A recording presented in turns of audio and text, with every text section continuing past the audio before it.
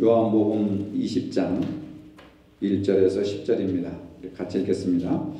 안식 후 첫날 일찍이 아직 어두울 때에 막달라 마리아가 무덤에 와서 돌이 무덤에서 옮겨진 것을 보고 시몬 베드로와 예수께서 사랑하시던 그 다른 제자에게 달려가서 말하되 사람들이 주님을 무덤에서 가져다가 어디 두었는지 우리가 알지 못하겠다 하니 베드로와 그 다른 제자가 나가서 무덤으로 갈새 둘이 같이 다름질하더니 그 다른 제자가 베드로보다 더 빨리 달려가서 먼저 무덤에 이르러 구부려 세마포 놓인 것을 보았으나 들어가지는 아니하였더니 시몬 베드로는 따라와서 무덤에 들어가 보니 세마포가 놓였고 또 머리를 쌌던 수건은 세마포와 함께 놓이지 않고 딴 곳에 쌌던 대로 놓여 있더라. 그때야 무덤에 먼저 갔던 그 다른 제자도 들어가 보고 믿더라. 그들은 성경에 그가 죽은 자 가운데서 다시 살아나야 하리라 하신 말씀을 아직 알지 못하더라. 이에 두 제자가 자기들의 집으로 돌아가니라. 아멘. 오늘 하나님께서 우리에게 주시는 말씀은 지상 최대의 사건인 예수님 부활 사건입니다. 다른 종교는 창시자들의 무덤이 있습니다. 그렇지만 우리 주님의 무덤은 텅 비어 있습니다. 여기에서 산 종교와 죽은 종교의 차이가 있습니다. 오늘 본문 1절 2절에 의하면 안식 후 첫날 일찍이 아직 어두울 때에 막달라 마리아가 무덤에 와서 돌이 무덤에서 옮겨진 것을 보고 시몬 베드로와 예수께서 사랑하시던 그 다른 제자에게 달려가서 말하되 사람들이 주님을 무덤에서 가져다가 어디 두었는지 우리가 알지 못하겠다 하니라. 이런 말씀이 소개되고 있습니다. 막달라 마리아 증언에 따라서 베드로와 다른 제자 한 사람이 예수님의 빈 무덤을 확인합니다. 이후 마리아가 무덤 속에서 천사를 목격하게 됩니다. 부활하신 예수님이 마리아를 위로하십니다. 예수님은 마리아에게 자신의 부활과 승천에 대해서 제자들에게 가서 전하라고 말씀하십니다. 예수님께서 예루살렘으로 올라가시는 길에 십자가 고난을 당하시고 죽으셨다가 다시 살아나실 것을 여러 차례 제자들에게 말씀하셨습니다. 제자들은 예수님 말씀이 무슨 뜻인지 제대로 이해하지 못했습니다. 이해가 되지 않을 뿐만 아니라 믿지도 못했습니다. 부활 사건은 인간의 상식으로는 도저히 받아들일 수 없는 엄청난 하나님의 구원 사건이기 때문에 아무리 설명해도 예수님의 제자들이 알아듣지 못했습니다. 주님께서 공생의 기간 동안에 부활에 대한 예증을 몇 차례 이렇게 실증으로 보여주셨습니다. 죽은 사람을 다시 살리신 사건입니다. 죽은 지 얼마 되지 않은 야이로의 딸을 살리셨습니다. 죽어서 장사 지내기 위해서 성을 빠져나가고 있던 나인성 과부의 아들을 살리셨습니다. 죽어 장사 지낸 지 나흘이나 되어서 썩은 냄새가 나는 친구 나사로를 무덤에서 불러내셨습니다. 이러한 기적들은 주님께서 생명의 주인이 되시는 증거라고 할 수가 있습니다. 이 모든 사건들은 예수님께서 사망 권세, 죽음의 권세를 이기시고 부활하실 것을 친히 보여주신 사건들입니다. 이 죽음에서 다시 살아난 사건들을 예수님의 제자들은 현장에서 목격을 했습니다. 그럼에도 불구하고 예수님이 부활하셨다는 사실을 믿지를 못했습니다. 보고도 믿지 못하는 그 연약한 제자들의 모습이 오늘 저와 여러분들의 모습일 수도 있습니다. 성경을 많이 읽고 설교를 많이 듣고 해마다 4월이 되면 부활절을 지키면서도 예수님의 부활이 나의 부활이 되고 우리 모두의 부활이 된다고 하는 그 사실을 믿지를 못하는 사람들이 얼마나 많은지 모릅니다. 막달라 마리아가 안식 후 첫날에 예수님을 장사 지낸 무덤으로 갔습니다. 그냥 예수님이 없어졌더라, 예수님이 부활하셨다더라 하는 소문을 들은 것이 아닙니다. 직접 갔습니다. 다시 살아나실 것을 기대하고 가신 것은 아닙니다. 예수님 시신의 발을 향유가 그 속에 있기 때문에 그 향유를 가지고 갔습니다. 그런데 임봉한 무덤 앞에 돌문이 열려졌습니다. 더욱 황당한 것은 예수님의 시신이 사라진 것입니다. 막달라 마리아는 주님 시신까지도 잃어버렸다고 하는 당혹감에 어찌할 줄을 몰라 베드로에게 달려갑니다. 막달라 마리아에게는 예수님이 부활하실 것이라고 하는 사실이 없었습니다.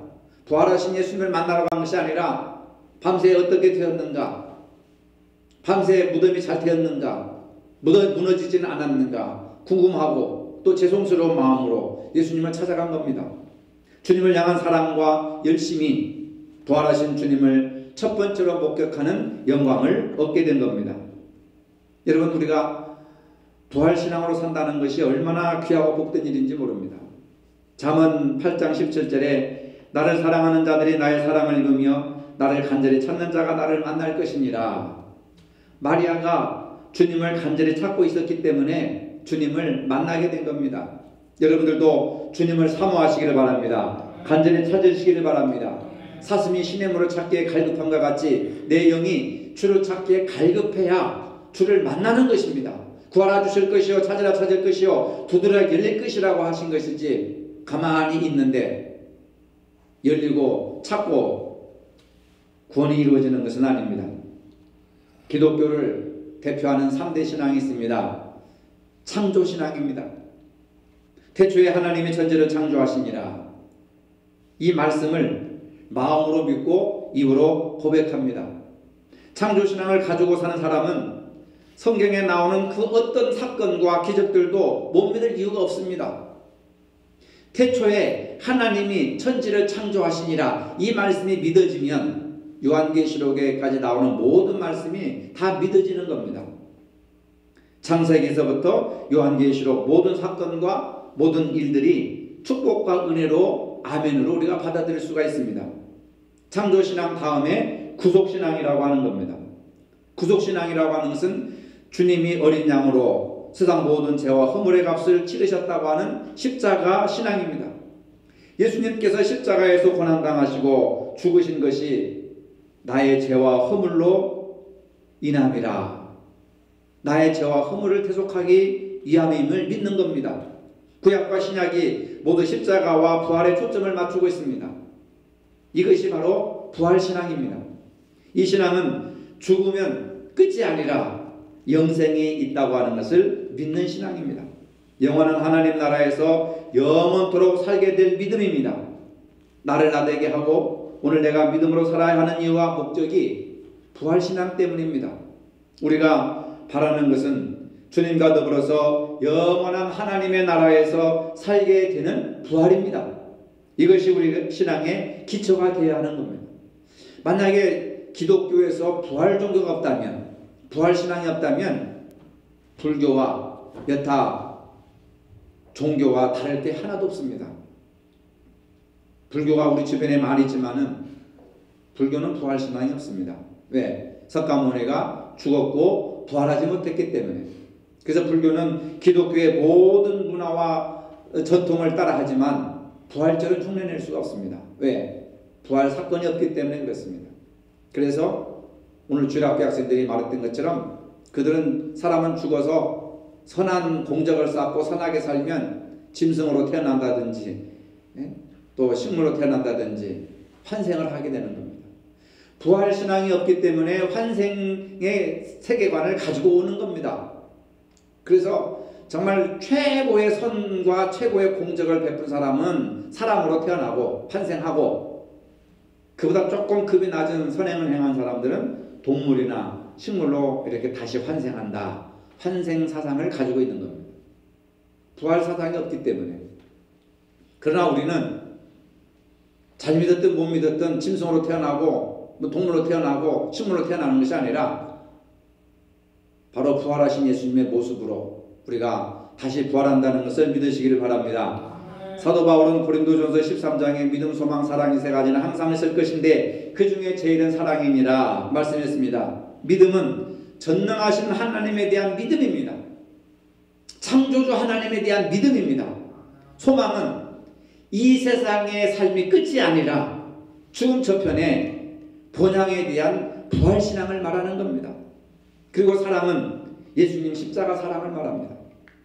과거와 현재와 미래가 별개가 아니듯이 믿음, 소망, 사랑이 서로 두부처럼 잘려져 있는 것이 아니라 연결되어 있습니다.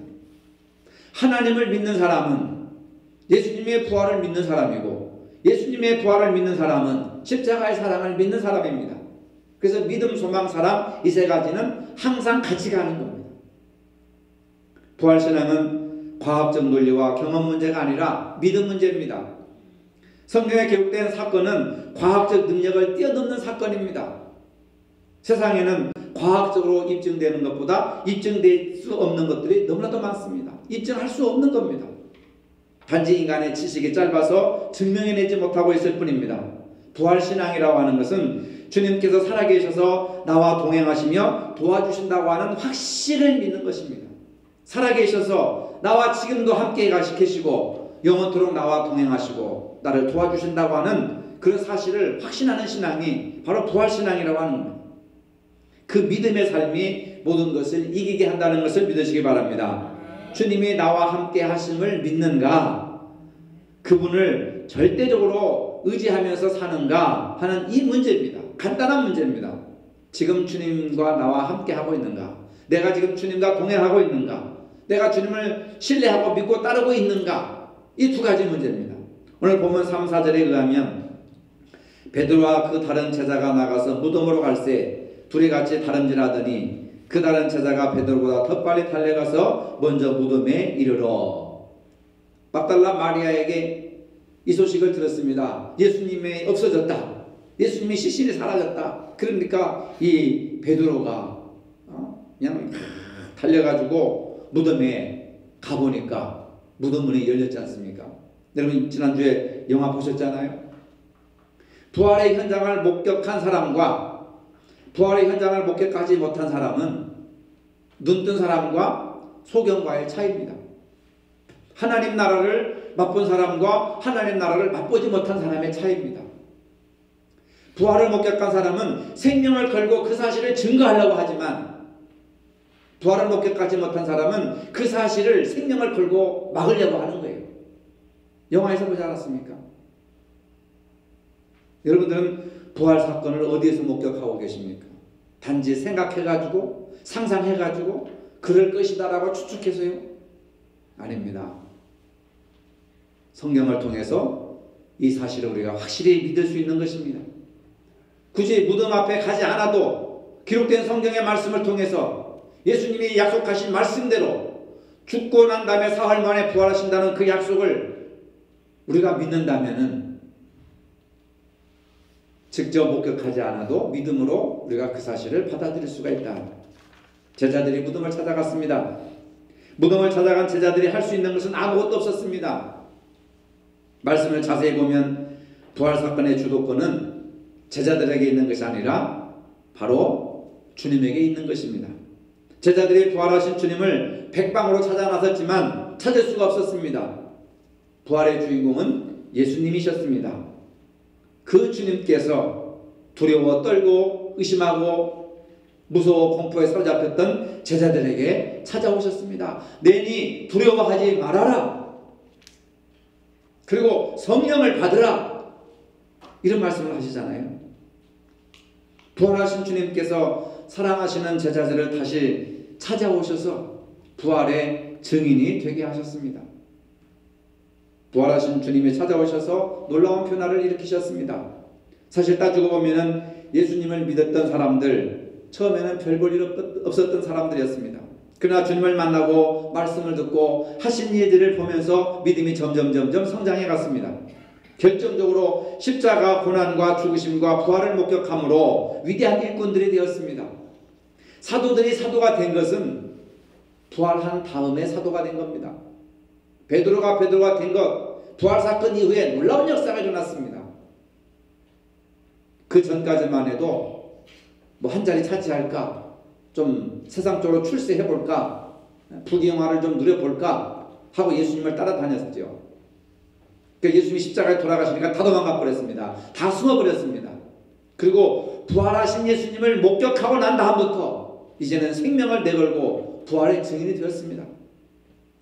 여러분, 해마다 부활절을 맞이하면서 그냥 부활절이 지나갔다, 다가온다, 그런 생각하지 마시고 부활 이전의 제자들의 모습과 부활 이후의 제자들의 모습이 하늘과 땅의 차이처럼 변화가 되었듯이 저와 여러분들이 부활을 목격하고 부활절을 지낸 오늘부터 여러분 더욱더 변화되어야 될 줄로 믿으시길 바랍니다. 우리가 인생을 살면서 누구를 만나느냐에 따라서 내 인생이 좌지우지 되는 겁니다. 큰 인물이 되느냐 아니면 그냥 그런 사람이 되느냐, 그것이 바로 누구를 만나느냐에 따라서 결정되는 겁니다. 1884년도에 우리나라의 갑신정변이 일어난 이 조선의 정세는 매우 불안하고 혼란스러웠습니다. 당시 국제사회는 조선을 소망 없는 은둔의 땅, 미개한 나라, 미개한 민족, 그렇게 세계가 우리나라를 평가했습니다. 그러나 황무지이기 때문에 더 복음이 증거해야 된다고 하는 것을 믿었던 미국의 젊은 선교사들이 있었습니다. 언더우드와 아펜셀러입니다. 그들은 순교의 각오로 조선해로 선교를 자원했습니다. 마침내 1885년 4월 5일 부활절 아침입니다. 거센 풍랑을 헤치고 한 척의 배가 인천 제물포항에 도착했습니다. 단순한 입항이 아니었습니다. 이 나라에 처음으로 복음이 들어오는 감격스러운 순간이었습니다. 부활절에 언더우드와 아펜셀러는 조선 땅을 밟았습니다. 황무지에 소망의 빛이 비치는 순간이었습니다. 아펜셀러는 본국에 보낸 첫 선교 보고서에 이날의 감동을 이렇게 기록하고 있습니다. 우리는 부활절에 이곳에 왔다. 그날 사망의 철장을 쳐부수시고 부활하신 주님께서 조선의 결박을 끊어주시고 하나님의 자녀로 빛과 자유의 세계로 인도해 주시기를 기도했다. 할렐루야. 주님 부활을 통해서 우리는 복음으로 구원받는 민족이 되었습니다. 주님의 부활이 아니었더라면 언더우드와 아펜셀러가 미국에서 우리나라에 올 이유가 없었죠. 그들의 선교 활동을 할 필요가 없었지요. 14번 전쟁 때 일입니다. 로잘린이라고 하는 부인이 전쟁 때에서 남편이 전사했다는 소문을 듣고 절망스러운 나날을 보내고 있었습니다. 어떤 사람이 그 틈을 이용해서 재산을 가로챈 후에 이 로잘린이라는 여자를 마을에서 쫓아내버렸습니다. 그녀는 이곳저곳을 이렇게 전전했습니다. 어느 조그마한 마을에 안착을 했습니다.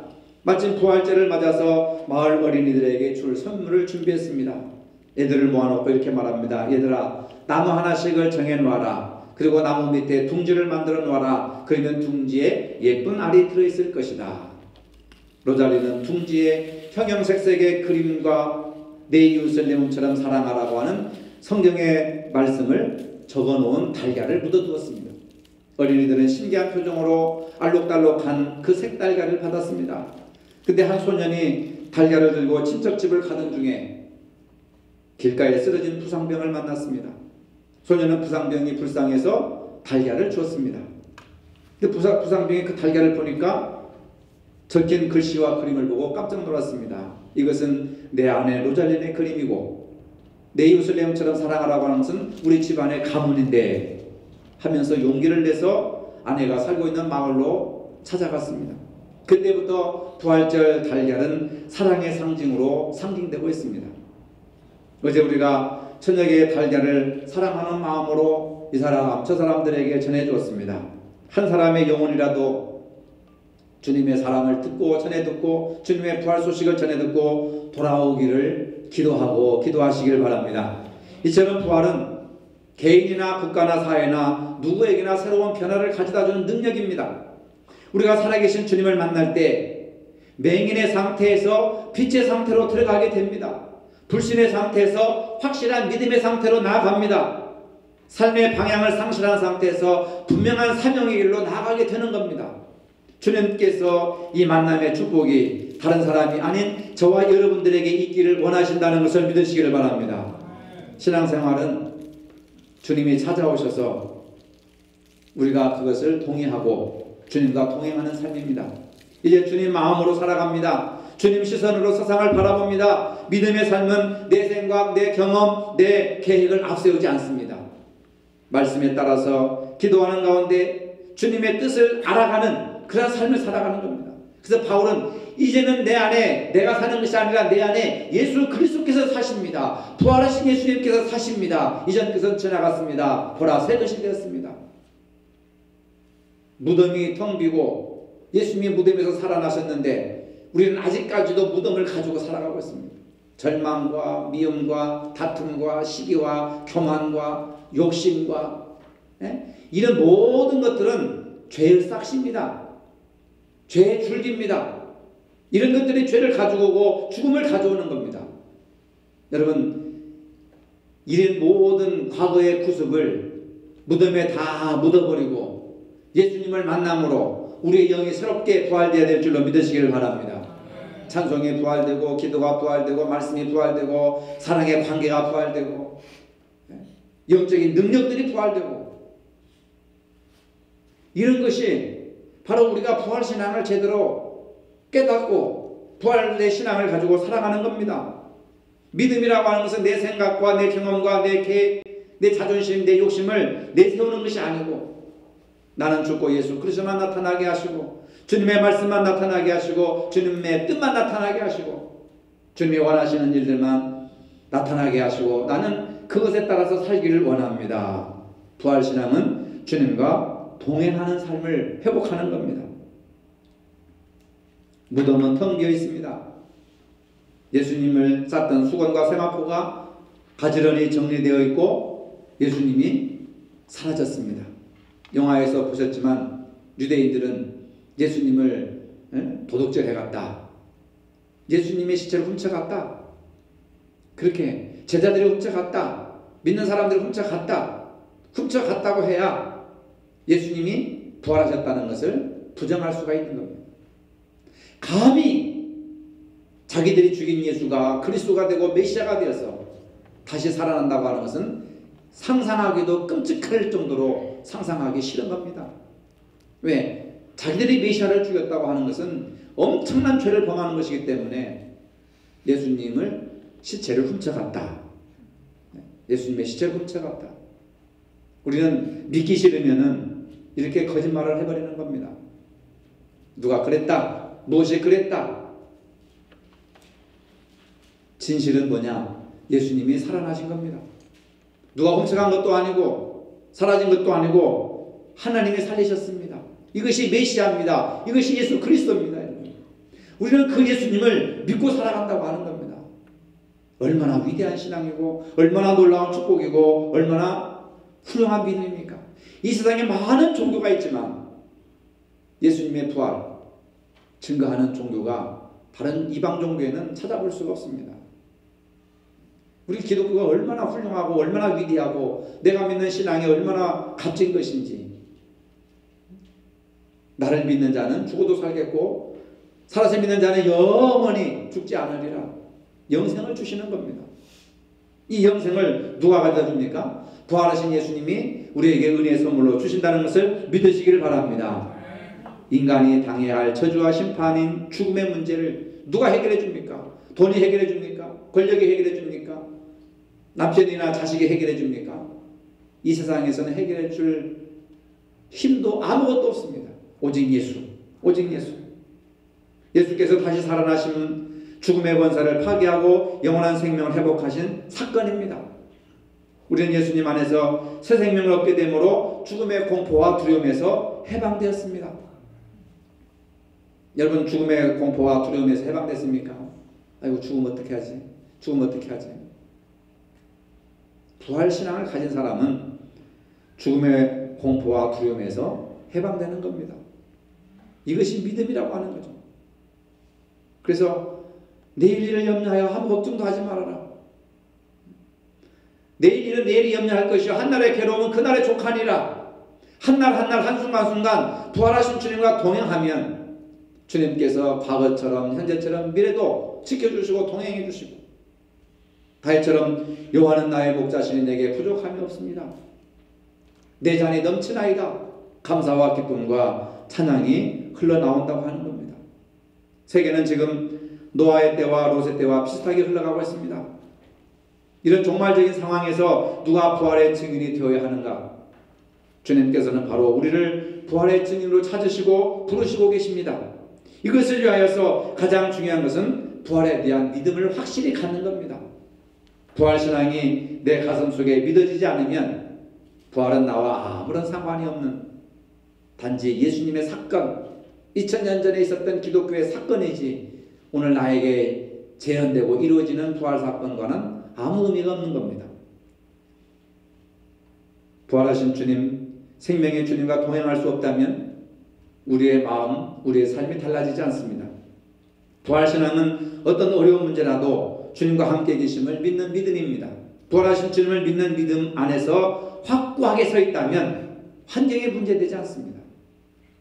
상황이 문제되지 않습니다. 문제는 나에게 있는 것이지 다른 사람에게 있는 것은 아닙니다. 부활하신 주님을 우리는 말씀을 통해서 만날 수 있습니다. 기도하는 가운데 부활하신 주님을 만날 수 있습니다. 찬양 가운데 만날 수 있습니다. 성경을 깊이 묵상하면서 만날 수 있습니다. 순종하면서 만날 수 있습니다. 예배를 통해서 만날 수 있습니다. 부활의 소망을 가지고 있는 사람과 그렇지 못한 사람의 삶은 자세부터 다릅니다. 예배드리는 자세부터 다르고 사람을 대하는 자세부터 다르고 교회 와서 예배드리는 봉사하고 헌신하고 충성하는 신앙생활 자세부터 다르다고 하는 겁니다. 부활 소망을 지닌 사람은 현재의 환난과 박해를 이길 힘을 얻습니다. 아무리 어려움이 크다 할지라도 거룩함으로 이겨낼 수가 있습니다. 우리는 예수님 부활로 부활의 첫 열매가 되었습니다.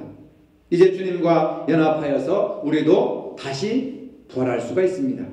이 부활신앙의 기쁨과 감격으로 현재 당하고 있는 모든 고난과 어려움을 넉넉히 이길 수 있기를 바랍니다. 매일매일 승리할 수 있기를 바랍니다. 부활신앙은 승리의 신앙임을 믿으시기를 바랍니다. 사망 권세를 깨뜨리시고 부활하신 주님께 영광을 돌립니다.